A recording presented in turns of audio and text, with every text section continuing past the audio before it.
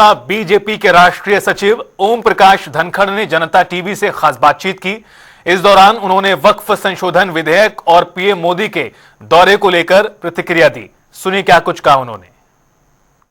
हमारे साथ बात करने के लिए बीजेपी के राष्ट्रीय सचिव और हरियाणा बीजेपी के वरिष्ठ नेता ओम प्रकाश धनखड़ जी हैं। सर, वक्फ संशोधन बिल जिस तरीके से टेबल हुआ, विपक्ष लगातार विरोध कर रहा है, सर किस तरीके से? देखिए, मैंने सारा विधेयक का मसौदा पढ़ा है। वो तो बहुत पारदर्शिता के लिए है, अच्छे नियमन के लिए है और वो माइनॉरिटी के भी हक में है और जो भी वक्फ की संपत्तियां जो भी हैं उनका रखरखाव के लिए है। तो उसके कारण से तो वक्फ की एफिशिएंसी बढ़ने वाली है और जो किसी प्रकार की जातियां हो रही थी वो उससे खत्म होने वाली है। हालांकि सर, विपक्ष या फिर कहें कि जो मुस्लिम संगठन है वो कह रहे हैं कि रेगुलेट करने का काम कहीं ना कहीं इससे होगा, जमीन जो है हमारी हड़प ली जाएगी, इस तरीके की भ्रांतियां भी कहीं फैली हुई है। नहीं, जो भी जो है वक्फ की जमीन है उसमें ऐसा कोई प्रोविजन नहीं हड़पने का, लेकिन जिन संपत्तियों पे कोई नाजायज दावे हो रहे हैं तो वो तो एक नाजायज ही है। तो वो उस नाते से सरकार जो है जिस प्रकार से कानून से चलती है, पूरी की पूरी सरकार पर कानून लागू होते हैं, तो हर चीज़ पे कानून लागू होने चाहिए, नियम लागू होने चाहिए।